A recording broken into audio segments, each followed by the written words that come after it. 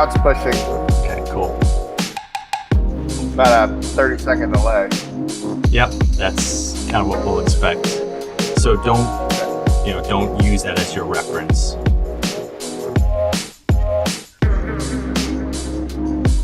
Yeah, I just silenced out that channel.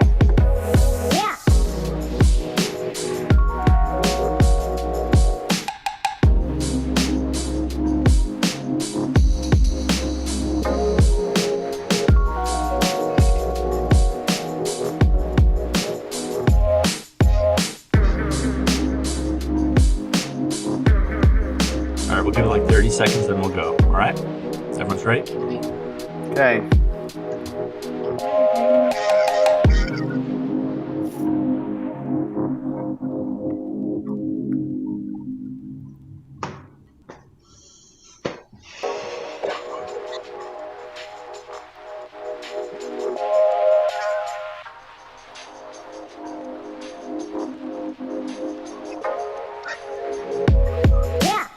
All right, 10 seconds. 10 seconds.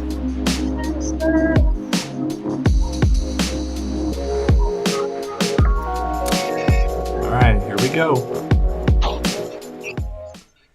Good evening, everyone, or good morning, wherever you are. My name is Haney Malamat, and I'm joined by Christopher Doty and Jane Kim, and welcome to Light Up the Darkness.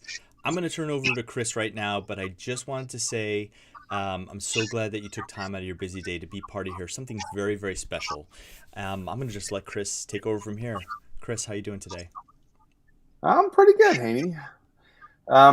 So I'd like to welcome everybody to the Light Up the Darkness.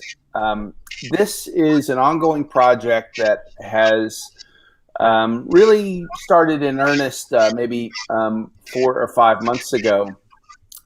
The purpose of Light Up the Darkness is to normalize the conversation around the everyday stresses of our practice environment. What we do is difficult, but it's impactful and it matters. The problem is the culture of medicine doesn't really allow people to talk back and forth in a way that allows them to decompress unless you're very, very close with the person you're talking to. There has to be a level of trust. And the problem is that begins to isolate people and stress them out. And what happens is people get atomized and separated from each other. So what Light Up the Darkness is really designed to do is to talk about the stresses of our environment and normalize that and have people be able to talk back and forth and share their stories and connect with others and really to create a community of practice. So we're really, really excited that you guys have chosen to join us and want to listen to what we're doing. And I think Haney has some stuff he's going to tell us about how this techno stuff works.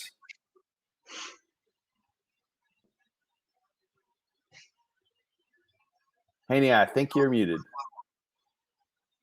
I've been trying to do that for years. That is actually true. So how this is going to go is we are going to kick it over to Jane and let her take over the majority of the program. But I want to do some housekeeping.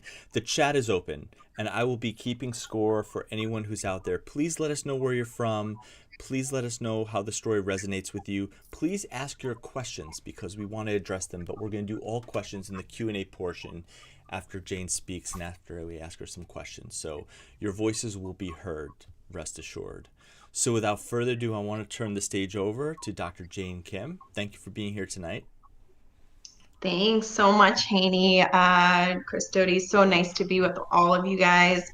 So my name is Jane Kim. I'm an emergency medicine physician in Kings County in Brooklyn, New York. I was asked a couple of weeks ago by Chris to share a story about something that happened to me, not medically challenged me, but emotionally challenged me within emergency medicine. And I thought, you know what, so fitting that something like a couple of days ago happened that I was dying to kind of get out there and see how it resonated with some people. And so I'm kind of excited to share the story and see how it resonates with everyone. Chris, should I just get started? Haney, Yeah, go? I think just Okay. gets. I do want to give a touch of background, and I probably should have said this before, but um, Jane trained at New York Presbyterian in the emergency medicine residency, and then came to Kings County. She was a faculty member there. I was on faculty at that time. Haney actually trained at Kings County, so we had all known each other a little bit before. And Jane has been there, done a bunch of things since then, is doing wellness research and got a master's degree and is just an absolute monster in every sense of the word. But she practices in East Flatbush, Brooklyn, which can be a tough place, and certainly is one of the more challenging practice environments in the country, and sort of a disenfranchised section of Brooklyn. Although it is getting a little gentrified nowadays, but it's still somewhat rough and tumble. So I just want people to have basically a background of where you're from. Yeah. Okay, tell us your story. All right. So practicing in Flatbush, Brooklyn, it's not uncommon that we have a really tough day. But here's like a month ago, and our patient numbers are starting to rise to pre-COVID levels. Like a lot of people maybe on this call are emergency medicine physicians. Our numbers went tremendously down, but a month ago we were kind of back, and a lot of our normal clientele was returning, and this was no exception. Tuesday, busy, 3 to 11 shift. And I one of my residents saw this patient, and literally who's a great junior resident came over and said, listen, there's this really difficult patient that I think you need to help address because, it's just getting challenging. And I was like, oh, like, okay, fine, we're so busy, but let me go talk to this person. And basically it was a known patient who normally comes to our ER for dialysis because he was kicked out of his normal dialysis place because he was difficult. And he was basically saying, like, if I can't get dialyzed today, then I'm gonna make life very difficult for everyone. So I go over, and this was like in a very separate part of the ER because I guess the nurses knew that he was difficult and was trying to section him off. I go into the separate part, a very isolated part of the ER, and I'm standing in this one person room, door open, my back to the opening of the door, and I'm like, what's going on? And he said, well, listen, I need to be dialyzed or I'm going to make things difficult. I was like, okay, great.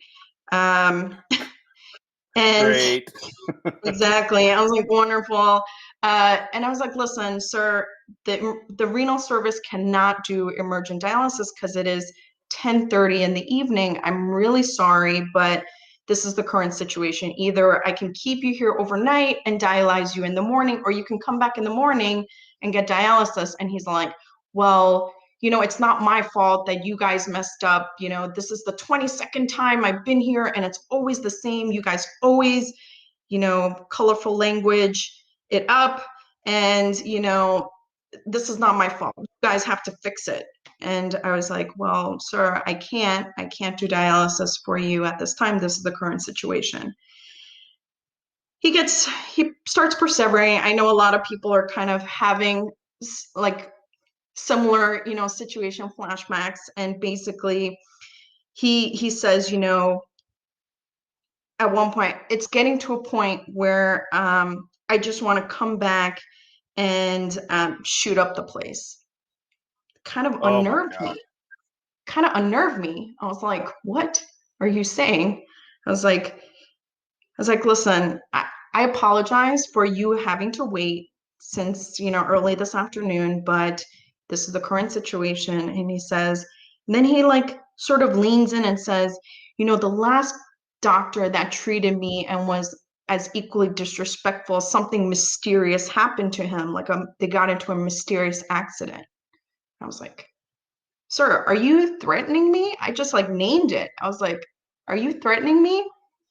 And he goes, no, I'm not threatening you. I'm just telling you the truth and holding back on my like baseline nature. And I was like, what does that mean? Like, I was so unnerved and I felt myself like shaking a little bit because I was so like taken aback. And I was like, listen, I was a little bit uncomfortable. I was like, listen, I don't know what's going on, but this is the current situation. You have these two options. I'm going to give you some time and space to think about it, and I'll come back after we do evening rounds. So after rounds, I actually don't remember to come back, to be honest, right? Probably for good reason. And I signed out the patient, and I was about to leave, and I was leaving with one of my interns, and out of the corner of my eye, I see someone completely dressed with a face mask, with like the bottom half of it, a skull drawn on it, like literally following me out of the ER, out of the corner of my eye. I was like, what's going on? This is so weird. And so I duck into one of the triage rooms where like one of my nursing friends, and she's like talking to one of the PCAs, and I was like ducking in, so making it look like I was having some like chat with her. And this guy literally stands across from the door, just staring at us, at me directly. And we were chit-chatting, and I was like, and then I look at him and I say, sir, like, is there anything I can do for you? Do you have any other questions? And he doesn't say anything, just like silent, staring, God. nothing, with his mask on. I was like so unnerved. Um, and it scares my nurse so much. She just like leaves out the back entrance and goes to get hospital police. And hospital police shows up and literally like stands there and then talks to him and goes, do you need anything? And he says nothing. And we're all standing there. He's saying nothing, doing nothing. We're all like, okay. And hospital police is doing nothing until he suddenly starts making steps towards me. And Chris, I swear, I thought this was it. This is how it ends. This is how my career ends. This is how I go. This is how I go. It just, Like, that sounds terrifying. Absolutely right? terrifying. It's so crazy. And that's when hospital police comes in and like escorts him back into the ER, back into the ER. And I take that opportunity, like look around the corner, and I'm like, okay, I gotta go. I gotta take this opportunity and leave. And I'm constantly, as I'm leaving the ER, like constantly looking over my shoulder, making sure he's not like following me out or, all the way to my car, And I remember driving my resident home, and then I don't remember anything else. Like I don't remember how I drove home, I was so shooken up, so rattled. And even just telling the story, I can like feel my hands shaking a little bit. But yeah, it was a crazy experience. And so when you're like, I want you to share something that happens in the ER that we don't talk about, that isn't about medicine, but it's about something that happens to all the time that we just don't speak about. This was like the first thing that kind of was front of mind because we've all had this experience. We've all been there, you know? What an awful story, right? To have to go through that. And then first, I want to say that I really appreciate you sharing that with everybody. It's an awful story, but it's a perfect story because that is exactly the stuff that happens. You're right, to every single one of us, and we don't talk about it. We're just expected to deal with that and move on. And I have real concerns about what happens with the negative psychic energy that's sort of generated with these really difficult cases. And sometimes it's fear of your own safety. Sometimes it's, that you're invested in the patient and the system is broken and you just don't have, things to fix it and make things right. But wow, I cannot imagine. Um, Yeah. and I mean, I loved my time at Kings County and downstate, but it is a little exposed, even more so than normal emergency departments. I mean, you have to walk a couple of blocks to get in your car. It's and then you drive through various areas of Brooklyn that that you don't have friends in, maybe, and back to your own hood. Um, wow, I can't imagine. Yeah, Yeah. I mean, I trained at County. I went to medical school at County. I have stories maybe not as dramatic as that, but very near misses that you just laugh off. And now 10 years away from all of that, I look back and say, all it took is for that person to just take that extra step, and things go Hmm. from very like, oh, there was this funny situation in the subway to like, oh my God, I got severely injured. And this is something that anyone who works in emergency department with certain populations is exposed to. And we don't, like Chris said, we don't talk about it. We just accept it as part of working in the emergency room, but we have to. It shouldn't be acceptable. Yeah.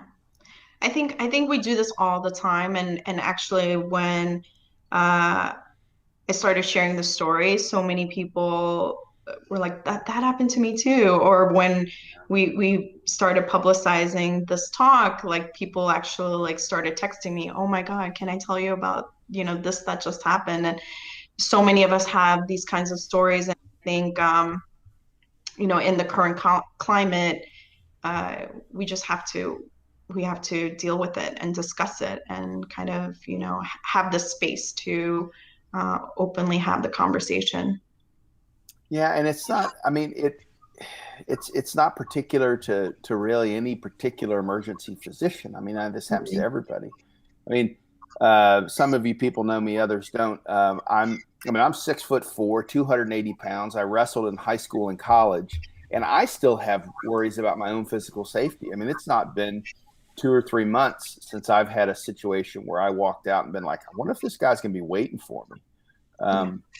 And I don't work in East Flatbush, Brooklyn anymore. I mean, I work in, sort of a nice college town in Kentucky, uh, where everyone's armed. Even the pets have guns.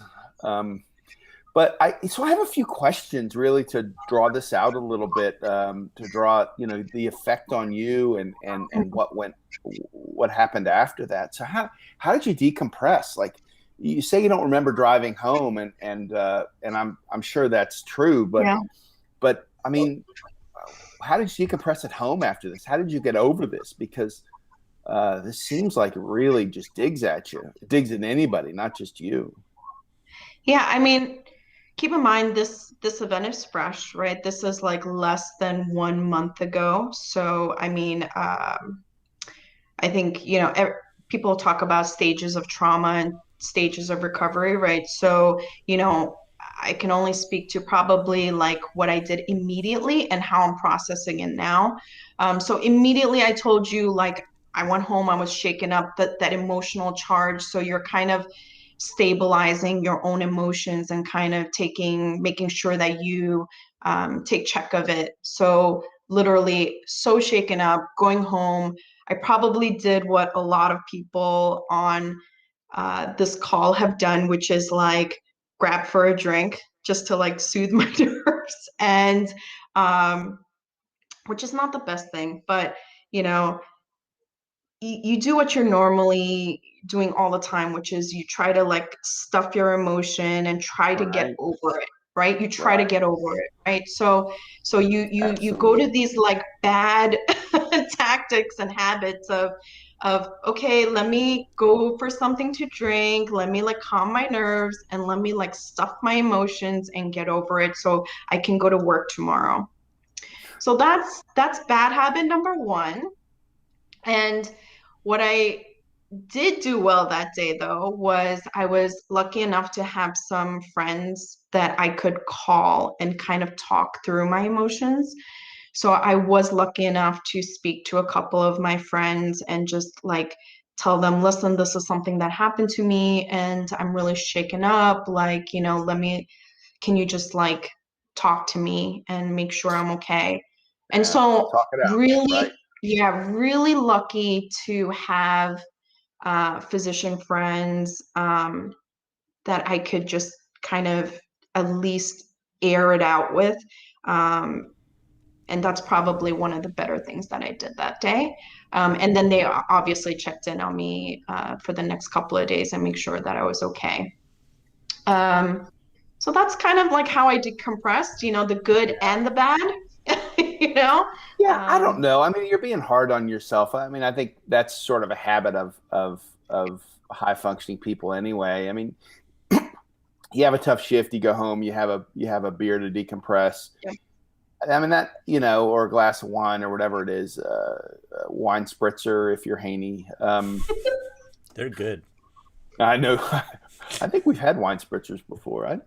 Um, so I get it, but really, like, when is that transition, right? From yeah, it was a tough shift. I'm gonna have a glass of wine, chill out, watch, watch some Netflix to like, holy smokes, like I got obliterated today, um, and then oh, like I had my personal safety and well-being, my mental well-being threatened today.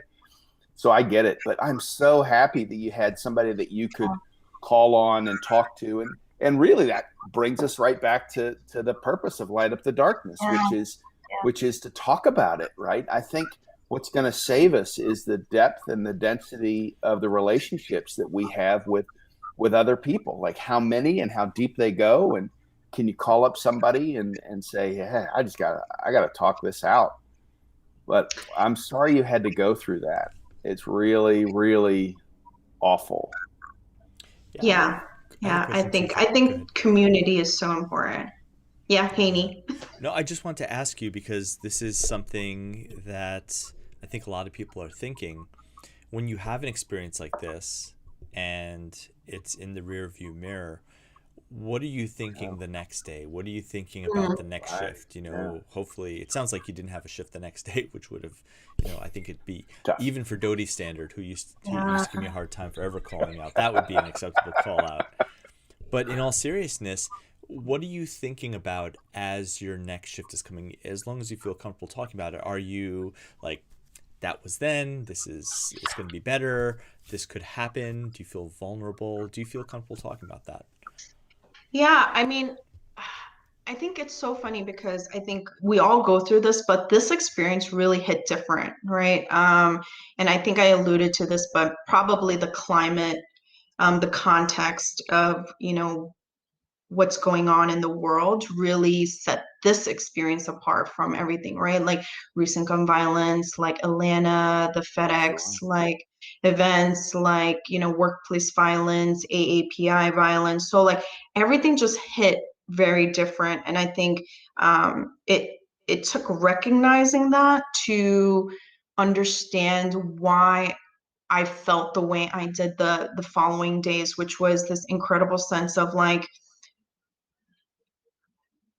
pissed offness, if that's a word, I was upset. I was really annoyed that we were even in a state where we had to talk about this, right? Like that our workplace wasn't safe, that we weren't being protected given what is going on in the world. So it really irked me that this wasn't something we were preventatively thinking about, especially in a hospital Right. setting, that we had to like have this kind of experience to get the conversation going there, right? And even then, like I don't think anything's different now, from a safety standpoint, but why aren't we proactively thinking about hospital safety, given what is going on, right? The workplace violence, given our exposedness, like you said, right, Right. Chris?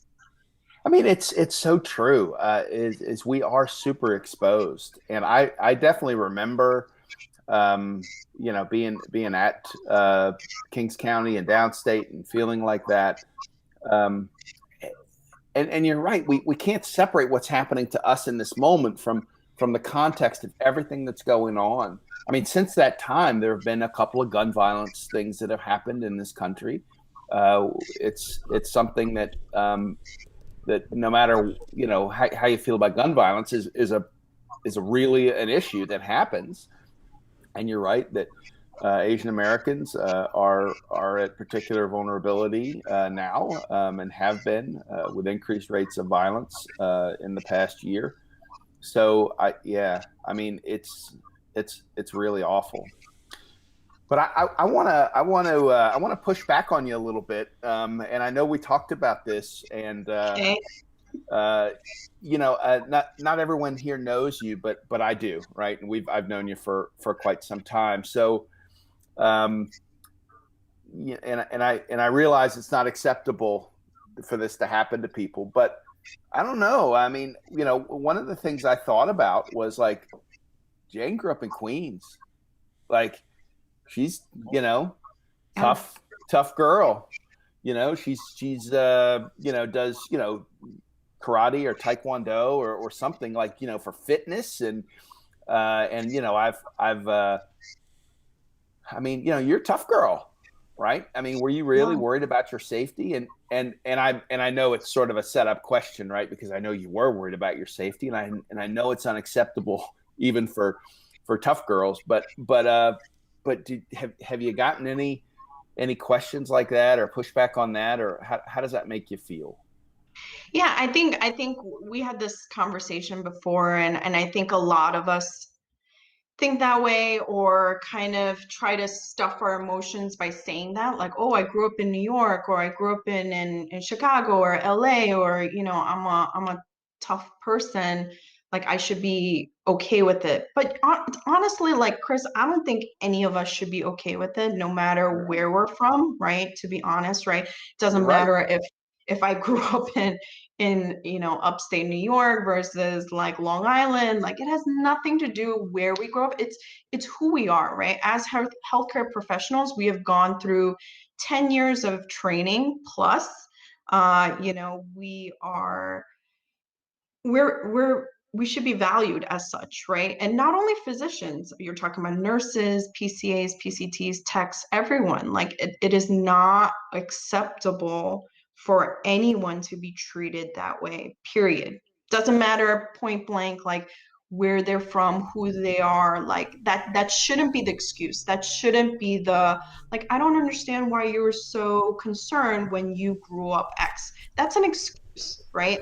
You Yeah. should be aware of the context of what's going on today with gun violence, the fact that, the current climate, things like this could happen. And we should like proactively have these discussions like we're having now and think of solutions. We should really think about how can we protect everyone in the hospital, especially in the ED, rather than being like, oh, it's doesn't happen, or things like that. I think that's an excuse. That's a cop out. Yeah, you're right. I mean, you were right, and we talked about it before. But uh, yeah, I mean, I think you're right. It's tough, but it is unacceptable. At my own institution, we have been talking about physician and staff safety for a long time, but it took a major event just recently. Actually, we were in the national news where somebody showed up with like a gun and a tactical vest, and they weren't really looking for trouble in the ED, uh, but like hospital police, tackled them outside, and they were just visiting a sick family member. But if that person wanted to cause problems, like they had it. Um, so it's and now hospital administration, once we're on the news, it takes it seriously, and I think our hospital administration cares about our safety, but it just seems like a reactive versus a proactive sort of way of addressing it. And I don't think, I mean, I think most academic medical centers and most private hospitals or whatever, sort of very similar.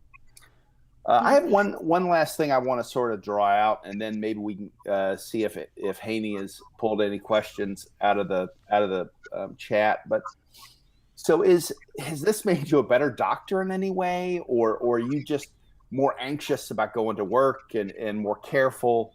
You know, are you? I mean, I certainly have had patients where like they were, you know, they were a little scary to me, and like the next time I saw a psych patient, the next time I saw somebody who was somewhat aggressive, I get my back closer to the door and I, you know, position myself between the door and the patient.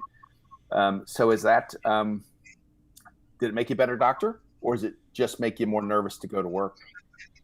I think I think physicians as a whole we're incredibly resilient, and I think we all learn from our experiences. Our every event like this, like we have the potential to come out better, right? We talk about post-traumatic growth rather than, crumpling down. So I want to say that I am a better doctor because I'm having this conversation with you and Haney and everyone else, and kind of having the discussion.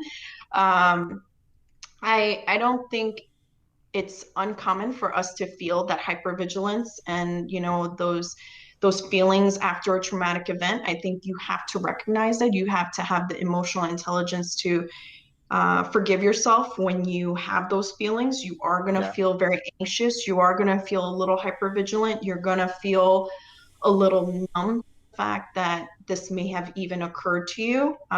So be kind to yourself and recognize those feelings. And I want to say I'm a better doctor because I've started having these conversations with residents. And I think that's where we actually become better, is because we allow this conversation to happen with our future, right? Future physicians, and not let this culture continue, right? So when you see a resident being abused by a patient verbally, physically, I encourage people to step in, you know? Don't let that happen. Don't let Yeah. that be okay, right? That's not part of training. Sometimes they're like, oh, that's part of county training. It's not. Like, it shouldn't be acceptable. Step in, say something, either kick the patient out or put them in their place, because that's not appropriate. And all the other people looking around, it just gives them permission to treat your medical Right. staff that way. So step in. And I think not only advocating for residents, but also your nurses, your PCAs, PCTs, techs. And I say that because as physicians, we spend X percent with our patients. Our nurses, our Right. PCAs, PCTs, everyone else spends like exponentially more time with them. So they are being verbally or physically abused even more than we are, and that we're aware of. So be aware of these kinds of things. Um, and yeah, and have the conversation.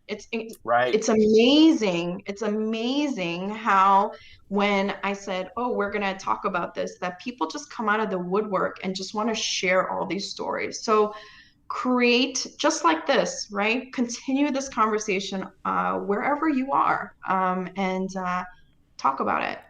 Make it That's normal. great advice. Mm-hmm. It really is great advice to just to decompress, you know, the moment, but also like debrief, you know, the person Mhm. it happened to, which normalizes that conversation. Like, yeah, hey, you know, this was pretty messed up. Like we ought to talk about this. That's awesome advice, Jane. Yeah. Awesome Yeah. advice. The other thing that I think is really important, which you already touched on, is to see when the situation is escalating and get in front of it.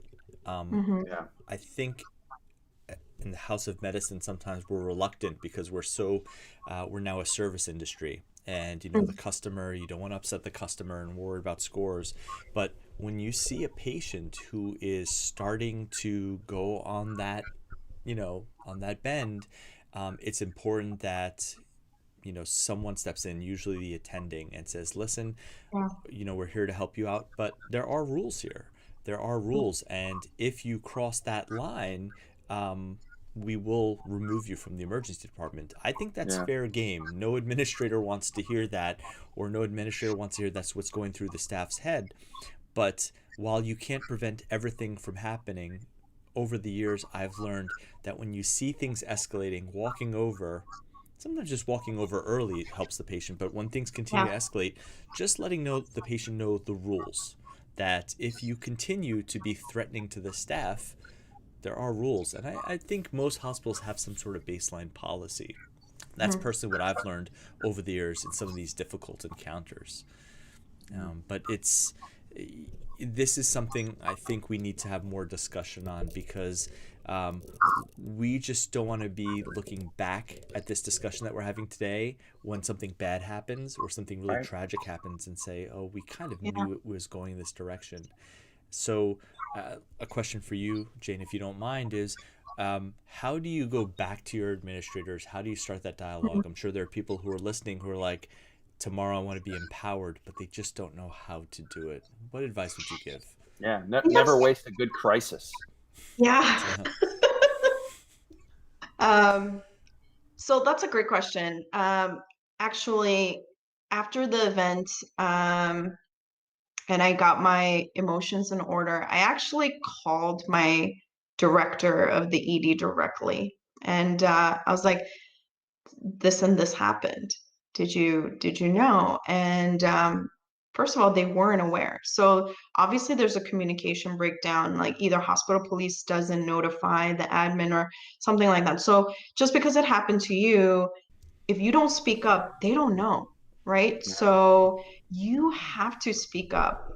You have to feel comfortable enough with your admin. And if there are administrators out on this call, like you have to create that open door policy where people are comfortable enough to tell you so and so is happening, because you don't want to be reactionary like Chris and Haney said. You want to be a little bit proactive and be there for the near misses, not like at the miss, right? So I was lucky enough to have a good relationship with my director, and I called him immediately the next morning, um, and talked it out. And they were already in discussions like on how to deal with this particular patient, up to the C-suite. But that's not always the case. But I would say how you deal with it, you talk to your director, you talk to your chief of service, you just have the conversation like this happened. Just the acknowledgement of what happened, I think is enough. You don't have to get into the nitty-gritty details, because I think I want to give people the permission that in the moment it may feel too raw for you to have like, don't come at me with, problems, come at me with solutions is always like the admin tagline, but you don't have solutions. Your emotions are so raw. Like, just tell them what happened, just the facts, and then let them figure out what the solution is with you later on once you're like digested the issue, right? So that's number one. And then number two is I actually wrote it down. For me, it was incredibly therapeutic to just write out the events of what happened, to kind of see what was really bothering me, right? So what came out of it was the idea that it was the context. It was how much was going on um with the emotional exhaustion of COVID, and gun violence in the workplace and AAPI violence, all of this stuff. Like, that's the root of it. And I think that takes a little bit of soul searching, to kind of work through. But write it out for yourself, and do that work, because from there you can actually work with your administration on the solutions for it. well said. We, Chris, if you don't have any more questions, we have a question from the audience. Yeah. Let's do Yeah. that. All right. Um, so you know how these YouTube names go. I'm not even gonna attempt to butcher this name, but the question is, how do you maintain that balance between advocating for your patient and for yourself or your residents or colleagues? This is something this particular person is trying to figure out as a new attending themselves. Mm. So, boundaries. I think Yeah. that's important for life, right? Haney, you mentioned that, healthcare has slowly become more and more of a service industry, but to be perfectly honest, we're actually a knowledge industry, right? So we are specialized in what we know, and people are coming to us for a certain set of knowledge, right? So you have to balance that thought in your mind. You're an expert, right? You have to like own it. I'm an expert. You're here for my expert advice and services, right? Even though I'm a service engineer. I'm not a hotel. This is not a hotel. This is not a restaurant. This is a hospital. So there are rules. There are boundaries. So you can advocate for your patient, and you will do everything in your power to help them on the worst day of their life. So you Yeah. have the empathy and you understand that, but at the same time, not at the cost of you, not at the cost of your staff, not at the cost of your anyone, right, in the hospital, right? So I think it's about setting those boundaries and understanding who you are and what service you're actually providing. That's a great I was answer. thinking about how I was going to add to this answer and how I was going to chime in, but I don't think I have to.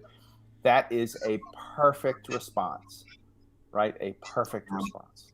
Know your value. Know your value. Amen, sister. Yeah. Yeah. The other thing to also comment on that I'm sure people have experienced is that sometimes if you're coming from a different culture, understanding the way that people are interacting with you or your staff, it can be a tricky line to cross Mhm. sometimes. I won't give any specific populations, but there have been places where I have worked where people have come off as very aggressive or threatening in response to grief or tragedy. Yeah. That's just how they do it. It doesn't mean that that is acceptable, and if the staff is feeling threatened, to permit it. But it comes with being a seasoned clinician, is knowing where to draw those lines. But I would go so far as to say, if you're a new attending, a new resident, and you don't feel comfortable, don't be too pensive about trying to figure it out. Go to someone with more experience and talk it out. Say, Yeah. I'm a new attending. Go to someone who's a senior on your shift. Call the administrator on duty. That's what they're there for. They're there to wake up in the middle of the night and ask them these things and tell them how you feel. And then together, hopefully, you can work through it. It may very well be that listening to that little voice in your head is the right thing to do. Yeah. Um, don't have any more questions right now. If you have Yeah. any more questions, please get them in there. Uh, Chris, any final thoughts? No, I mean, I just want to thank Jane again for sharing this story. It is so hard sometimes to be vulnerable in medicine and to let people know that, yeah, man, I was shook. Like this really affected me because I think that the prime directive of medicine is don't be weak, right? But that's what's hurting and sometimes killing our colleagues in medicine. So I mean, we go back at least a decade. So I know you well. There's nothing weak about you. But I appreciate you sharing your vulnerability and your feelings about this, so that everyone can have a touchstone back to their own experience. Because, like Haney mentioned, and like you mentioned, this or something like this happens to everybody. Or even if they didn't have the threatening man standing in front of them, they have thought about this. Like, what if this person follows me? Like, this is super common. So thanks a lot, Jane. Yeah, you're welcome. I think this is so important. I mean, I mentioned, the stages of recovery, obviously, first stage being like control your emotions, second being, tell the story, right? That's an important part of the second stage so that you can turn your tragic experience into a survival life story, right? And then from the third stage, which is like post-traumatic growth, that's how we all grow, whether it's us personally or us as a profession or a specialty. Like we have to like share these stories, talk about it, and create this forum. And that's why, be vulnerable, to share your stories so that, we can all grow from your experience. Wise words, Jane. Thank you so Awesome. much. So thank you for being here, and thank everyone here who tuned in tonight for the webinar. We'll have this available for replay, and we'll make our emails available if you want to reach out to us and you want to talk to us. But most importantly, we'll be back again to do more of these this is the first time I've been part of this. Chris, I know you've been doing this for a long time, but I can see why this is popular, to come out here and talk about things, and be in a safe space amongst your peers and figure some of these really complex issues out. All right. Well, thank you so much, everyone, for being here. I wish you all a safe night. Jane, be safe. Thank you. And Dodie, even though you're a big bad mofo, please be careful out there. Yes, everyone be safe. Good night, everyone. Bye.